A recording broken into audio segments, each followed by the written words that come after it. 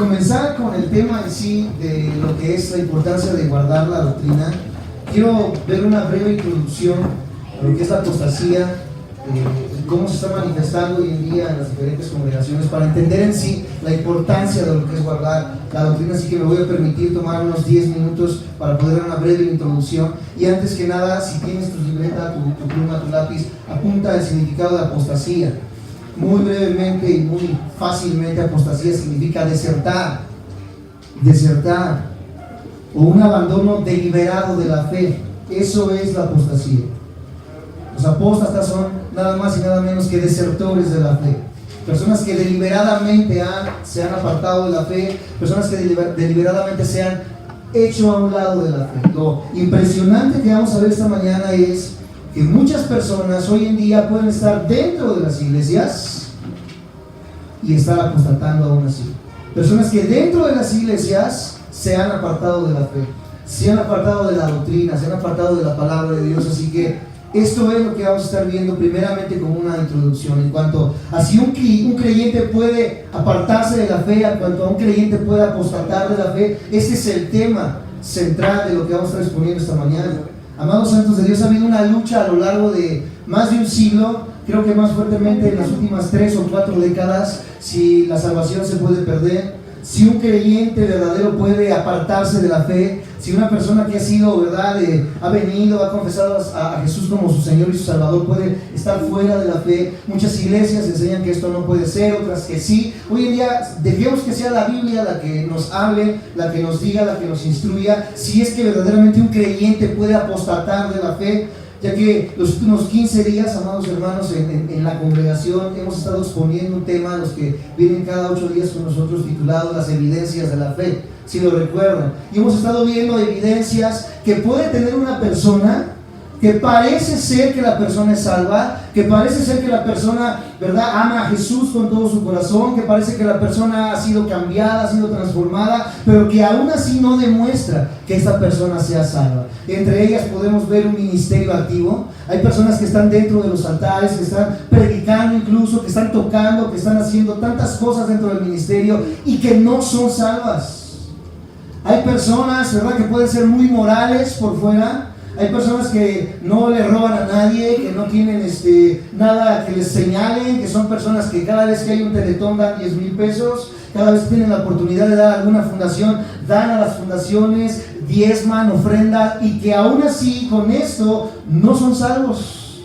Hay tantas características que aparentemente pueden reflejar la salvación, pero que realmente no nos aseguran que una persona sea completamente salva. Hoy ha sido cambiada, regenerada, una humildad visible, una rectitud visible, un conocimiento de la Escritura. ¿Cuántos teólogos? Un teólogo mexicano muy famoso llamado Ernesto de la Peña, ustedes lo conocen, han escuchado de él, ya falleció hace algunos años.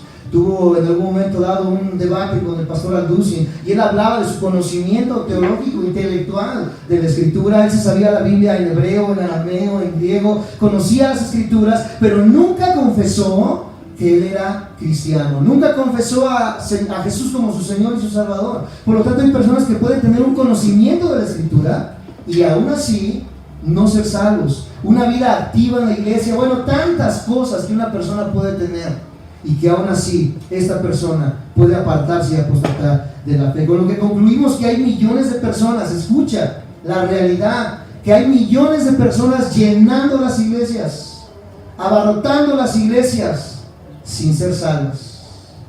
Personas que quizás han creído, y lo digo entre comillas porque vamos a expresar lo que es creer, personas que entre comillas asisten, personas que entre comillas se han bautizado, son parte de una membresía, etcétera, etcétera, y que aún así están muy lejos de ser salvas, pero nunca fueron regeneradas, hicieron una oración, pasaron a los altares, incluso predicaron y presidieron en una iglesia, y aún así nunca fueron salvas, pues no presentaron verdaderos frutos de arrepentimiento.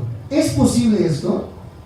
¿Es posible esto que estamos mencionando ahorita? Muchas personas dicen, pero si dice que es pastor, debe ser salvo, debe de verdaderamente ser una persona consagrada, etcétera, etcétera.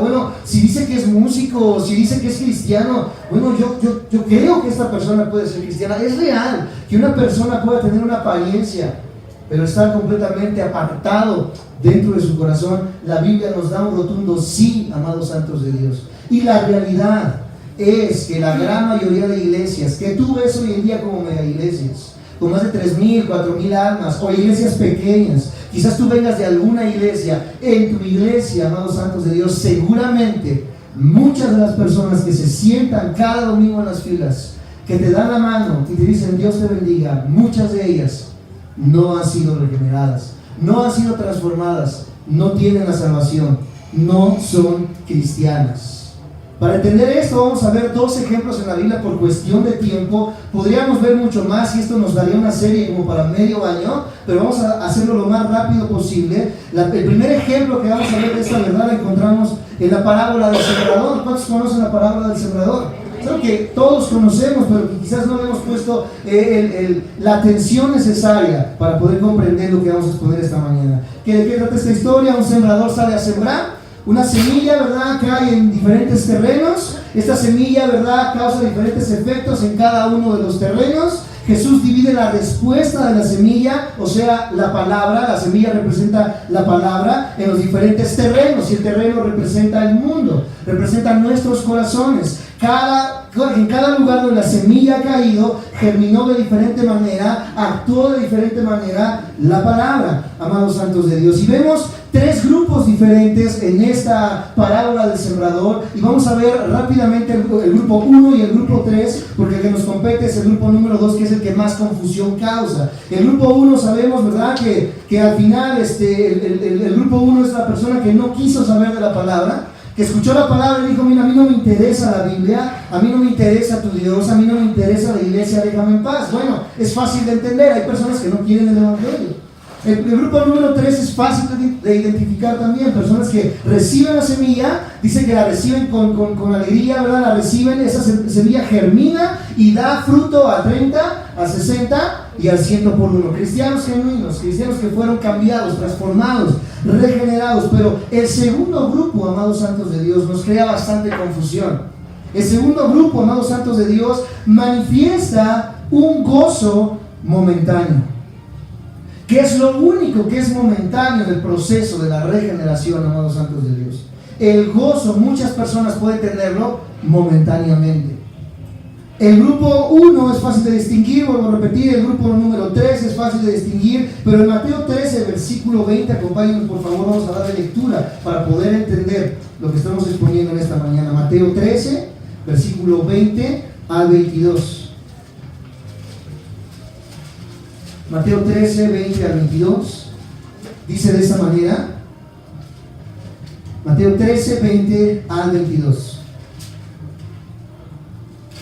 Y el que fue sembrado en pedregales, este es el que, di conmigo, oye la palabra. ¿Qué hace esta persona? Oye la palabra. Y al momento, escucha, subraya, al momento la recibe con gozo. Pero no tiene raíz en sí, sino que es de corta duración.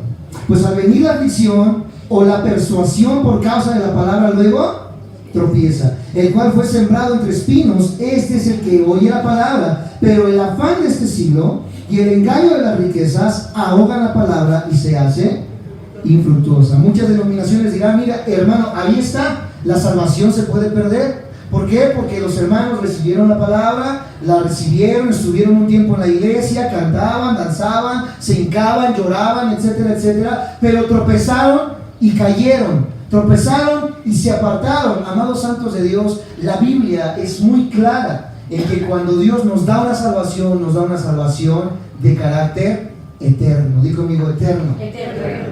No de carácter temporal. La salvación no es algo, amados santos de Dios, ¿verdad? O el sello del Espíritu Santo no es algo que podamos recibir hoy y que mañana lo perdamos, que pasado mañana lo volvamos a tener y se vuelva a perder, sino caeríamos en el mismo juego de la misa y expiación por los pecados en la Iglesia Católica Apostólica Romana, donde cada domingo se oficia la misa, se provee el pan, ¿verdad?, por propiciación de los pecados, y cada domingo se mata a Jesús según su doctrina. Esa es la transmutación según la doctrina del catolicismo. Amados santos de Dios, dice el apóstol Pablo que si esto fuera posible tendríamos que hacer el sacrificio de Cristo constantemente. Pero Cristo murió una vez y fue suficiente, amados santos de Dios, para proveernos de una salvación de carácter eterno. Una persona que comienza a ser bendecida con la salvación pasará por un proceso, amados santos de Dios, que nosotros llamamos regeneración, un nuevo nacimiento. Pasará por la justificación, la regeneración, la santificación, que son procesos que pasa el cristiano. El cristiano caerá en ocasiones, por supuesto, pero el cristiano nunca perderá su salvación. Pero estas personas entonces de las que habla aquí en la parábola son personas que jamás fueron regeneradas, personas que jamás fueron salvas, personas que jamás tuvieron verdaderamente la salvación, sino que creyeron escuchando, lo recibieron con gozo, y a causa de esto cualquier cosa en el diario vivir ahogó esa palabra.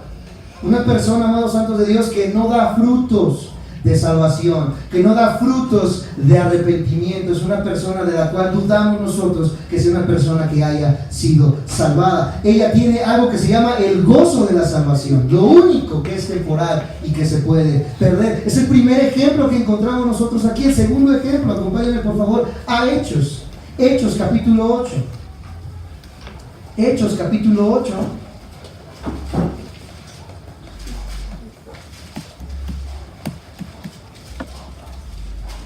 Hechos, capítulo 8, versículo 9 al 25. Y es una lectura algo larga, así que vamos con mucho cuidado desglosando todo lo que vamos a estar leyendo. ¿Lo tienen? Me dicen amén. Hechos, capítulo 8, versículo 9 al 25. Dice de esta manera: pero había un hombre llamado como Simón, que antes ejercía, ¿qué cosa? La magia en aquella ciudad. Y había engañado a la gente de Samaria, haciéndose pasar por alguien. A este oían atentamente todos, desde el más pequeño hasta el más grande, diciendo: este es el gran poder de Dios. Y le están atentos, porque con sus artes mágicas les había engañado mucho tiempo. Pero cuando creyeron a Felipe, que anunciaba el evangelio del reino de Dios y el nombre de Jesucristo, se bautizaban hombres y mujeres. También creyó, subraya ahí en tu Biblia, ¿quién creyó? Simón mismo, el brujo, el que hacía magia. Al escuchar el evangelio, amados santos de Dios, por parte de Felipe, esta persona fue conmovida en su corazón, y en ese momento él creyó. Y habiéndose, ¿qué cosa? Todos conmigo, habiéndose, ¿qué? Bautizado.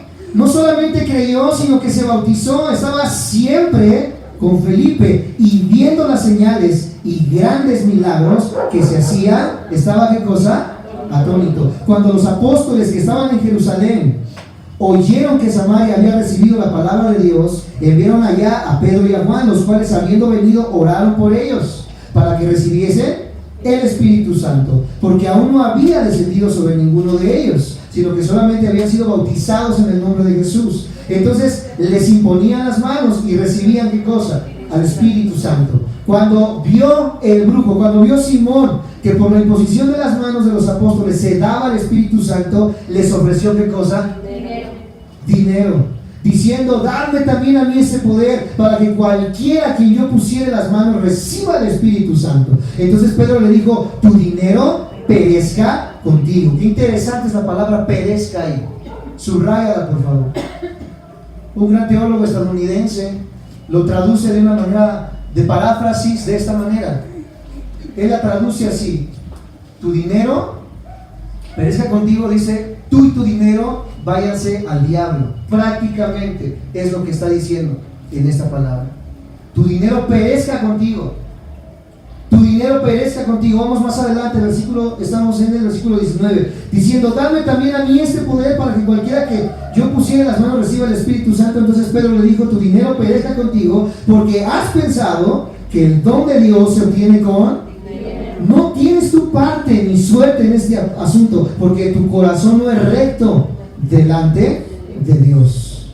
Arrepiéntete pues de esta tu maldad, y ruega a Dios, y quizá te sea perdonado el pensamiento de tu corazón. Espérate tantito, ¿que no Simón asistía con Felipe? ¿Que no Simón cantaba los coritos? ¿Que no Simón había sido bautizado? ¿Qué no Simón el brujo no faltaba ningún domingo a la iglesia y estaba gozoso con todo lo que Felipe anunciaba ahí? ¿Qué no era este Simón el que había sido conmovido en su corazón y se había añadido a la iglesia junto con Felipe? ¿No era este el que había sido transformado? ¿Por qué ahora este apóstol le dice tu dinero perezca contigo y más adelante le dice arrepiéntete? Era una persona que había sido conmovida en su corazón y en su pensamiento, pero que nunca se había arrepentido.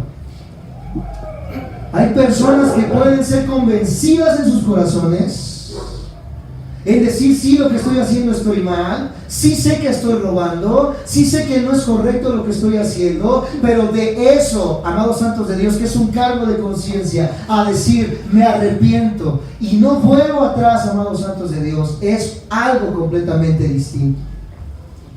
Simón era una persona que sí había sido conmovida, le gustaban las alabanzas. Como muchos dicen, ¿verdad? Yo tengo mis alabanzas todo el día, yo tengo mi Biblia abierta en el Salmo 23 en mi casa, yo tengo mis paredes llenas de versículos bíblicos, etcétera, etcétera. Son personas, ¿verdad?, que se conmueven con la predicación, que dicen, mira, me hubiera gustado que mi hijo, que mi hija, que mi sobrino hubiera escuchado lo que tú dijiste, como cualquier psicólogo lo puede hacer. Como cualquier expositor lo puede hacer en escuelas, en juntas magisteriales, etcétera, etcétera. Mi sobrina Mónica, que nos ayuda ahorita con el audio y con el video, estuvo yendo a algunas conferencias motivacionales para la juventud y me dice, tío, fui, hablaron y todo el día estábamos llorando. Decían cosas que nos conmovían, ¿verdad? El hombre, amados santos de Dios, desde que Sigmund Freud, padre del psicoanálisis, descubrió lo que es el psicoanálisis, ¿verdad? Descubrió que podía ser conmovido el corazón del ser humano. Te llevan, como muchas iglesias lo hacen ahorita, hasta tu infancia, ¿verdad? Y sí, porque fuiste violado, sí, porque fuiste atentado, fuiste abusado sexualmente, fuiste abusado, ¿verdad?, físicamente, etcétera, etcétera. Cuando te dicen todas estas cosas, por supuesto que te conmueves en tu corazón. Por supuesto que se mueven tus entrañas y dices, sí, yo sufrí de chiquito. Y te dicen, sí, Dios puede transformarte, Dios puede cambiarte, pero se queda hasta ahí. Estas personas son conmovidas, amados santos de Dios, salen motivadas de las iglesias, buscando muertos para resucitar, ¿verdad?, buscando cosas para hacer, pero 2 o 3 meses después, los afanes de la vida hacen que estas personas se ahoguen en sus problemas, se ahoguen en sus pensamientos, comienzan a dejar de asistir a la iglesia, comienzan a dejar de estudiar la palabra de Dios, ya no asisten a los discipulados, ya no escuchan las alabanzas, etcétera, etcétera, y después de un año vemos cómo estas personas terminan en una condición aún peor, muchas de ellas, de las que estaban anteriormente. En el peor de los casos. En otros casos simplemente se apartan y siguen viviendo una vida moral, pero alejadas verdaderamente de lo que es la palabra de Dios. Así como Simón, amados santos de Dios, muchos profesan de labios, pero su corazón está lejos de Dios. Por eso nos preguntamos, pero si el hermanito venía y le echaba tantas ganas, ¿cómo es posible que otra vez? ¿Cómo es posible que de nuevo? Entonces, esto de ser cristiano es así, ¿verdad? No nos dijeron que íbamos a ser transformados, que nuestros problemas iban a acabar. Eso es una mentira, amados santos de Dios. Los problemas en esta vida, amados hermanos, nunca se van a acabar. A diferencia de la persona incrédula, nosotros, cuando sufrimos, cuando pasamos oprobios, humillaciones, problemas, nosotros somos beneficiados con todo ello. Las personas que no tienen a Jesús, que no lo han confesado como su Señor, sufren de otra manera, pero la vida es un sufrimiento en muchos aspectos. Como iglesia, nosotros no podemos prometerles que todos sus problemas se van a acabar, al contrario, hay veces que los problemas van a venir para hacer probada nuestra fe. Yo no puedo decirles, amados santos de Dios, como expositor, que todo va a estar bien, que todo va a estar bonito. Jesús fue honesto y dijo, yo los envío como ovejas en medio de lobos, o como dicen en Oaxaca, de mazacuatas y coralillos. La vida no es fácil, amados santos de Dios. La iglesia está inmersa y está mezclada entre semilla y trigo. En la iglesia va a haber lobos rapaces. Los líderes son, muchos de ellos, lobos rapaces que están buscando solamente consumir, amados santos de Dios, que solamente están buscando trasquilar a las ovejas. Muchos de los hermanos que están sentados hoy en día en las iglesias están viviendo una falsedad en su cristianismo. Y esto es lo que nos muestra en estos pasajes. Vamos un poco más adelante para terminar la idea de Simón y pasar a lo que sigue. Le dice en el versículo 22: arrepíntete pues de esta tu maldad y ruega a Dios y quizá te sea perdonado. Él mismo dudaba. Ruega a Dios y quizá pueda ser perdonado. Él dudaba de que lo que estaba haciendo Simón pudiese ser perdonado por la convicción en la que estaba su corazón. Porque en hiel de amargura y en prisión de maldad veo que estás. No cantabas, no adorabas. Él podía discernir en su corazón que esta persona seguía aprisionada en el pecado. Respondiendo entonces Simón dijo: rogad vosotros por mí al Señor, para que nada de esto acontezca. Y ellos, habiendo testificado y hablando la palabra de Dios, se volvieron a Jerusalén, y en muchas poblaciones de los samaritanos anunciaban el evangelio. Simón el brujo era uno de tantos. Ustedes recuerdan cuando Jesús daba de comer, cuántas multitudes se acercaban. Y es que es cierto, a todos nos gusta que nos den. Es parte de la condición del ser humano. ¿Cuántas multitudes? Pero cuando Jesús se volvió y les dijo lo que costaba ser discípulo, dice que comenzaron a entristecerse y muchos se alejaron. Porque ciertamente, amados santos de Dios, la palabra de motivación que hoy vemos en las iglesias es sencilla de recibir. Muchos solamente quieren que les rasquen el oído, escuchar cosas bonitas, lisonjeras. Pero cuando somos confrontados con el verdadero evangelio, amados santos de Dios, muchos van a desertar. Muchos van a salir de las iglesias. La Biblia es clara en cuanto a que se puede creer entonces y ser salvo. ¿Escucharon lo que acabo de decir? Se puede creer sin ser salvo. A Simón el mago se le considera el padre del gnosticismo. ¿Qué es el gnosticismo? Bueno, no sé quién es Dios, pero sé que hay un Dios. Eso es el gnosticismo, ¿verdad? Los masones en sus mesas tienen el Corán, el Tripitaka de Buda, el poco de los Vedas, la Biblia, porque ellos dicen: bueno, yo sé que hay un Dios y Dios es todo, el panteísmo. A Simón se le conoce de esta manera como el padre del gnosticismo, y llama la atención que él causaba asombro y llamaba la atención sobre sí mismo. ¿Con qué? Con milagros. ¿Con qué son atraídas las personas hoy en día en las iglesias? Con milagros. Ven y recibe tu milagro. Noche de milagros. Nosotros estamos diciéndole ahora a Dios cuándo hacer milagros. La iglesia, amados santos de Dios, ha convertido y reducido a Dios a simplemente un genio de la lámpara, al cual acudimos solamente cuando tenemos una necesidad. ¿Me siguen? Me dicen amén. Y uno de los factores que propician este cáncer dentro de las iglesias, una de las cosas que hacen que las vidas crean pero no comprendan lo que es la salvación, es una tergiversada exposición de las Escrituras.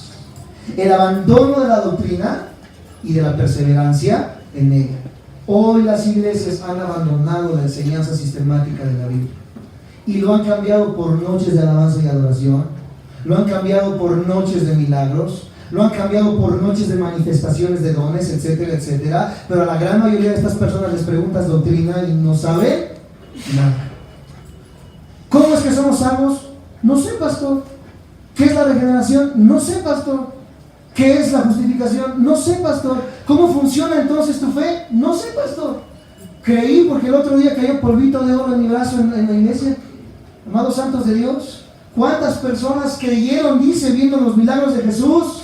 Pero versículos después dice: pero Jesús mismo no se fiaba de ellos. Muchas veces, amados santos de Dios, personas dicen creer por lo que ven, pero la Biblia me dice que no es por el ver, es por el oír. Romanos capítulo 10, y el oír la palabra. ¿Por qué es importante la doctrina en la iglesia? Porque la fe viene por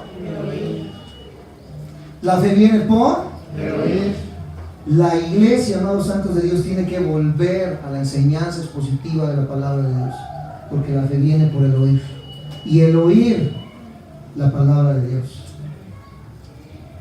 Entonces, ¿por qué es importante la doctrina, amados santos de Dios? Porque si no hay doctrina, no hay un conocimiento de lo que es la fe. Y si no hay fe, amados santos de Dios, no hay salvación. Porque la salvación es por fe. ¿Me sigue? Me dicen amén. A lo largo de toda la historia, la iglesia siempre ha habido ataques en contra de la doctrina de Cristo. Hablar la verdad ha sido siempre una necesidad a lo largo de todos los tiempos. Voy a dar algunos ejemplos. Si alcanzas a escribirlos, qué bueno. Si no, ¿verdad? Trata de seguirme lo más rápido que pueda. Primera de Corintios 2:2. No le vamos a dar lectura, no se preocupe. Aquí se habla la pasión con la que Pablo dice, ¿verdad? Y habla acerca de la gente que estaba haciendo lo contrario en Corinto. En Gálatas 4 nos habla el apóstol Pablo de no regresar a las obras de la ley. En Colosenses 2 se estaban predicando filosofías y huecas sutilezas. En Filipenses 3 había gente enemiga de la cruz, predicando solamente por ambición. El mismo Pedro en Gálatas, ahí sí acompáñenme por favor, en Gálatas 2 se estaba apartando de la doctrina. Gálatas capítulo 2, versículo del 11 al 14. Cuando tengan me dicen amén.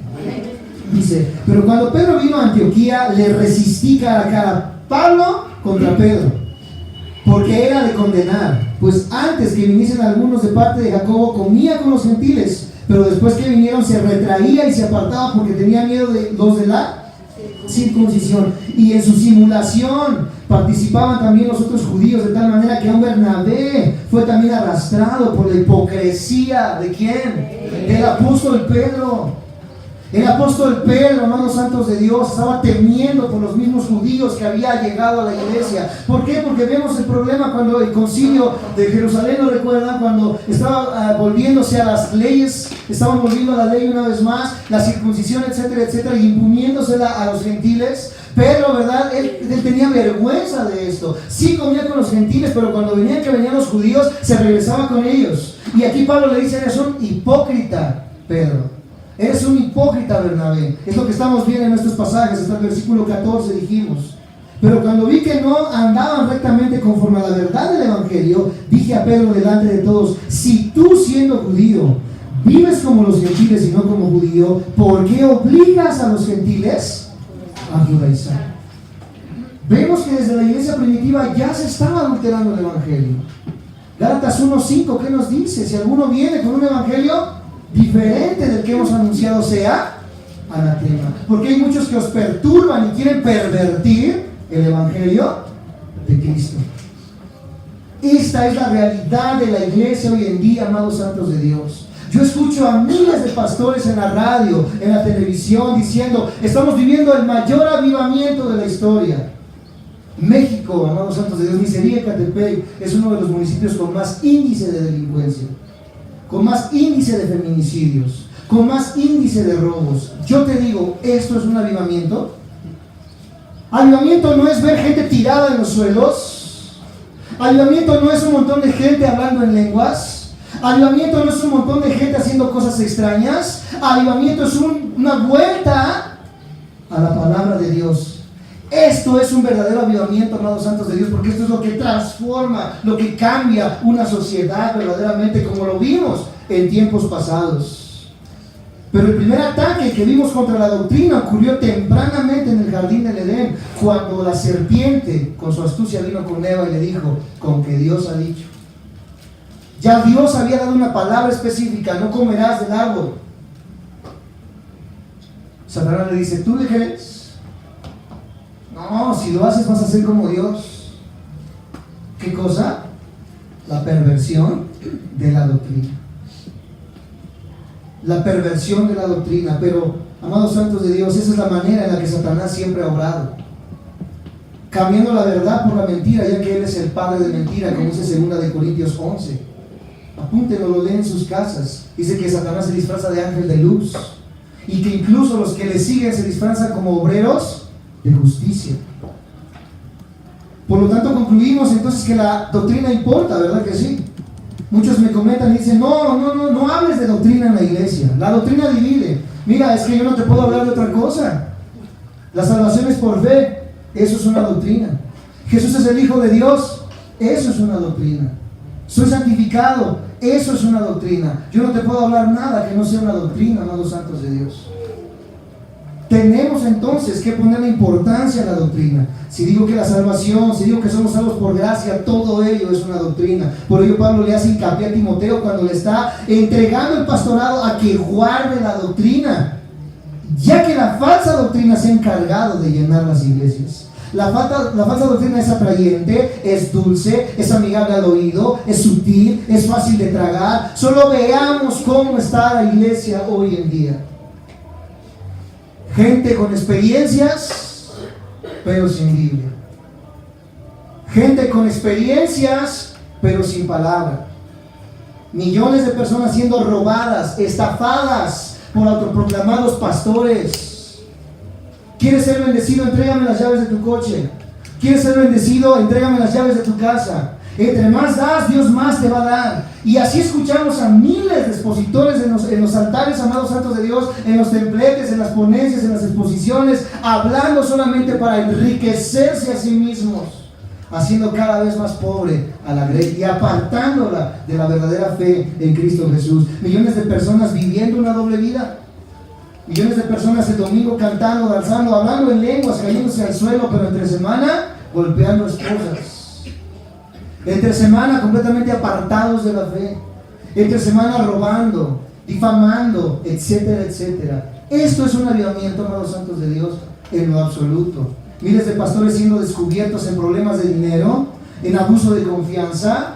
Amados santos de Dios, veíamos hace unos 2 meses atrás, lo voy a decir abiertamente, ¿verdad? Y lo vamos a ver un poco más adelante en la ponencia. Se estaba vinculando a Cash Luna. ¿Sí lo vieron en internet? Con una de las más grandes narcotraficantes de América Latina. Descubrieron que la mansión de Cash Luna estaba justo al lado de la mansión de la narcotraficante. Y muchas de las personas están dando testimonio que el dinero de donde vino para construir Casa de Dios venía del narcotráfico.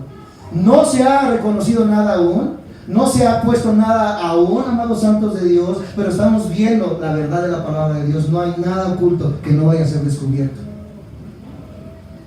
Miles de pastores se están vendiendo, amados hermanos, por un plato de lentejas, por posición, por un automóvil, por una casa, por vestirse mejor, porque los hijos, ¿verdad?, vayan a una mejor escuela, etcétera, etcétera. Se está sangrando a la iglesia, cuando lo que tenemos que hacer es llevarlos al evangelio de la vida en Cristo Jesús. Segunda de Timoteo, vamos ya sentando el estudio en esta mañana. Esta es la segunda parte de mi exposición. Segunda de Timoteo 1, 13 al 18, entendiendo que un cristiano que ha sido salvado no puede apartarse, pero aquella persona que ha creído, ¿verdad?, de una manera superficial, sí, puede apostatar. Segunda de Timoteo 1, 13 al 18, cuando lo tengan me dicen amén. Retén, digan todos conmigo, retén.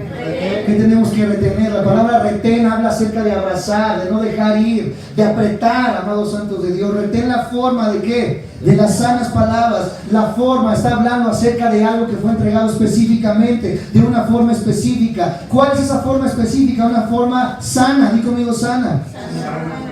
De las sanas palabras que de mí oíste en la fe y en amor que es en Cristo Jesús. Guarda el buen depósito del Espíritu Santo que mora en nosotros. Ya sabes esto, que me abandonaron todos los que estaban en Asia, de los cuales son, ¿qué? Figelón y Hermógenes. Pablo nunca se mordió la lengua para decir nombres.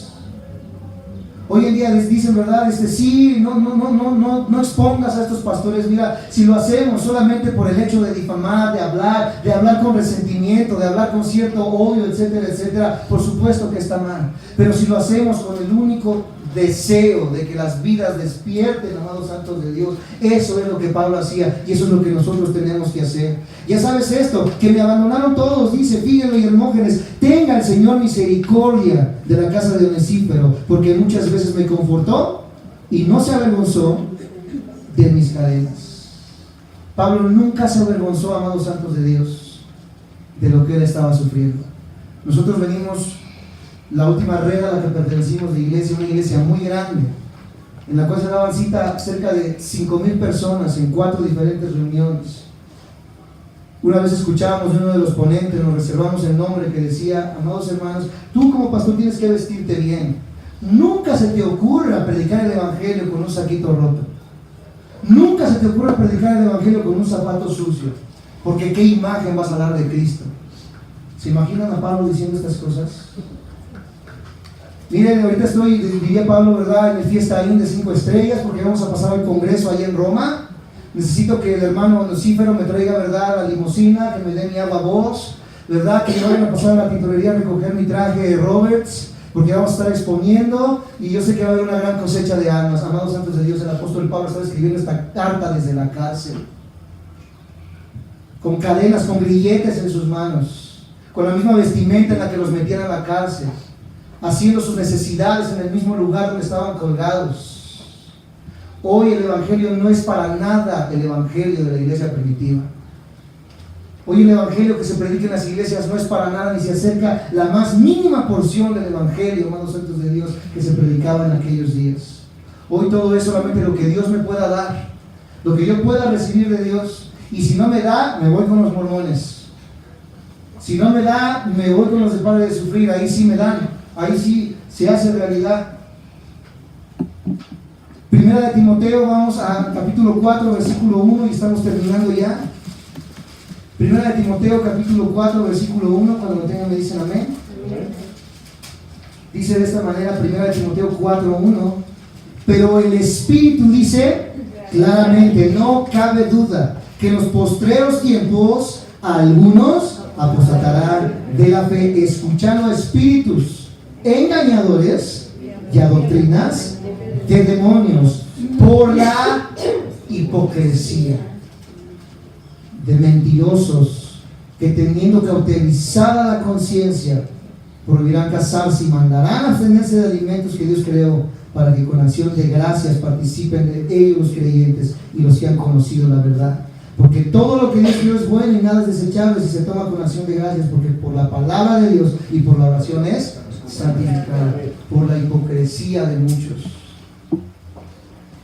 Muchos de los que están delante de los templetes, amados santos de Dios, están viviendo una hipocresía. Muchas personas, amados santos de Dios, conocen la doctrina. Esto es lo peor. Hemos hablado con pastores amigos de muchos años que conocen la doctrina, que conocen la enseñanza, pero que no pueden dejar el estilo de vida que llevan. No pueden caminar a pie, no pueden vivir en una casa humilde, no pueden comer, ¿verdad?, sus frijolitos, sus aguayocotitos, su quesito, ¿verdad? Se han acostumbrado a comer en restaurantes, se han acostumbrado a vivir de una manera, de una posición social alta, etcétera, etcétera, y aún conociendo la verdad del evangelio, prefieren predicar solamente bendición por hipocresía. Qué tristeza, amados santos de Dios, lo que está viviendo la iglesia hoy en día. Dice más adelante, si esto enseñas a los hermanos, Pablo hablando a Timoteo, serás un buen ministro de Jesucristo, nutrido con las palabras de la fe y de la buena doctrina que has seguido. Desecha las fábulas profanas y de viejas, ejercítate para la piedad. ¿Cuántas veces hemos visto un sinfín de ocasiones, amados santos de Dios, pastores que vienen, que viene la unción de Argentina? Bueno, ¿qué tiene que venga de Argentina, que venga de Xochimilco?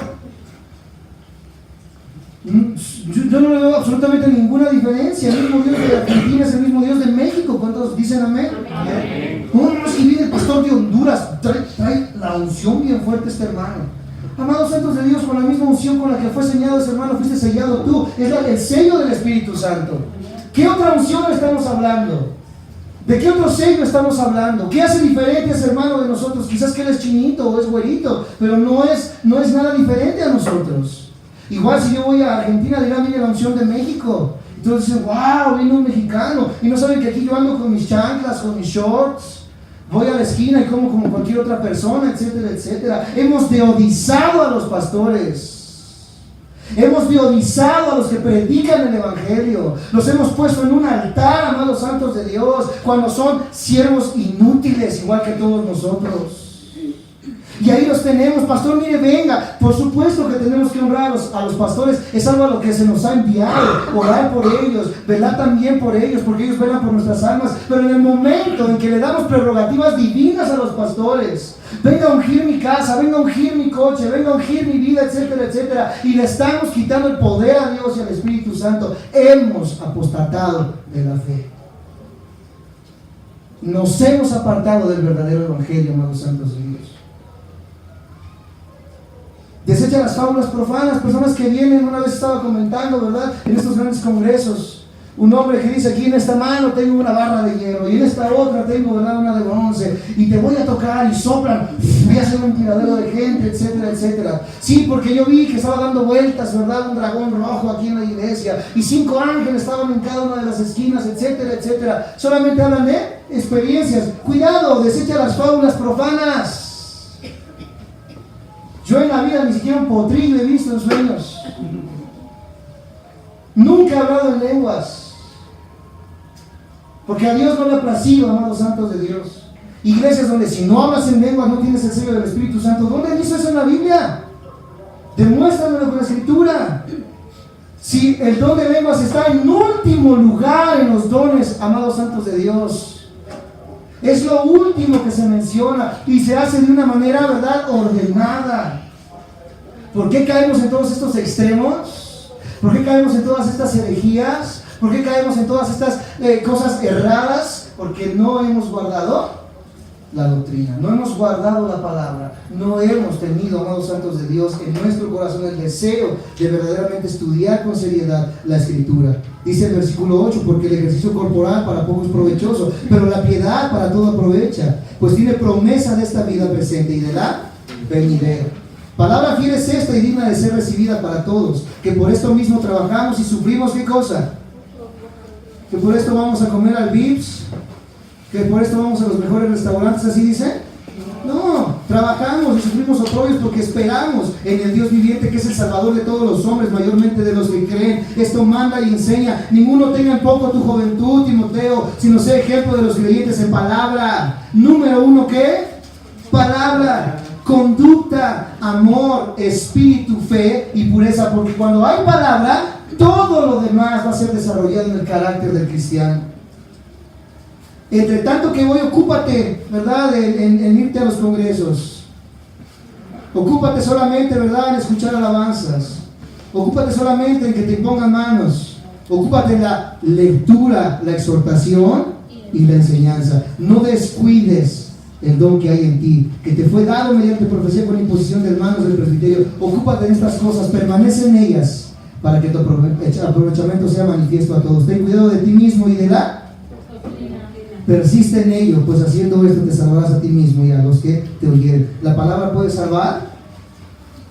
No. Lo que nos salva es la fe, pero la fe una vez más viene por oír la palabra de Dios. Ahora, un problema: si solamente hay palabra, si solamente hay escritura, si solamente hay doctrina, pero no hay vida, estamos cayendo en otro error gravísimo.